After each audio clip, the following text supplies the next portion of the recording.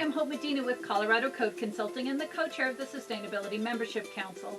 Join us for today's video on double net zero homes. I've had the privilege of working with Daryl McMaster for several years in the Water Task Group for the National Green Building Standard. And from our time together, I can tell you I am completely impressed with his commitment to change the way houses are designed and built.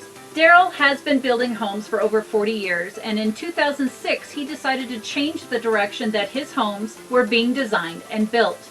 He set out to have homes run 100% off of the environment, and he wanted his homes to be able to generate all of the utility needs of that home on site. By 2009, he was able to build that home, and he hasn't looked back since then. So what does it mean to have a home run 100% off of the environment? Well, this is accomplished by calculating the amount of water that is going to be utilized by a home, and then you have a rainwater harvesting system that's able to accommodate for the needs of the household. Now, the other thing that you're also going to need is you're going to have to utilize a septic tank and on-site wastewater.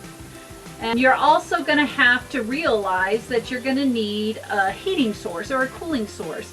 And so this is going to be done by a renewable energy. He utilizes geothermal HVAC.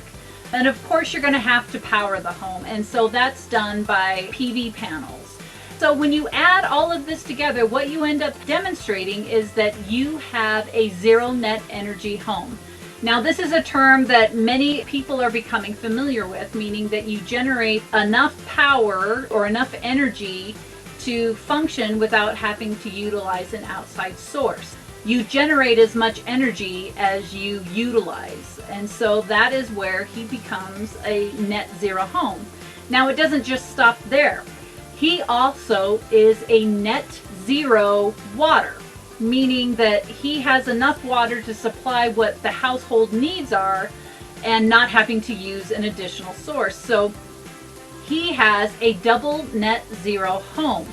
Now, recently he has been informed by some government officials in DC that his homes are considered net zero carbon. So not only is he net zero energy, net zero water, now he's net zero carbon. In my mind, he has sustainability. I had the opportunity to send him a couple of questions, and he was kind enough to respond for this video. So the first question I asked is, have you built point source homes outside of Texas?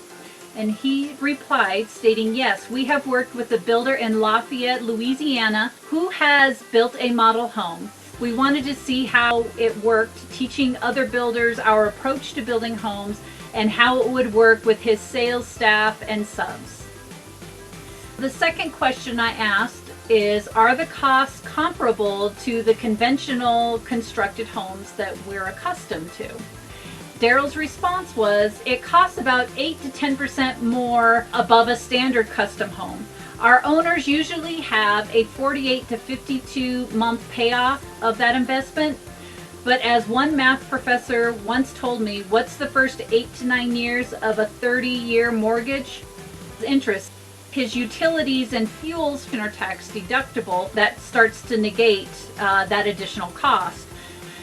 Our customer base is 15% environmentalist, 25% survivalist, 60% economist. These were the good math students that understand an investment in your home that pays off and leaves you living in a healthy home. Their idea of green is a $100 bill, but not going out, a $100 bill coming in. So the third question I asked is there any particular thing that you would like to express to the audience about your homes? And Daryl's reply was that they do have a choice when they purchase a new home. Last year, over 85% of all homes built in this country were built to the lowest acceptable standards allowed by law. Why? Because the consumer thinks they have all the answers, when the truth is they don't even know the right questions. But they have their crown molding, and they have those countertops that are granite and are beautiful. So I want to thank Daryl McMaster and Sustainable Homes. This is quite the accomplishment, and I truly hope that more builders follow in your footsteps.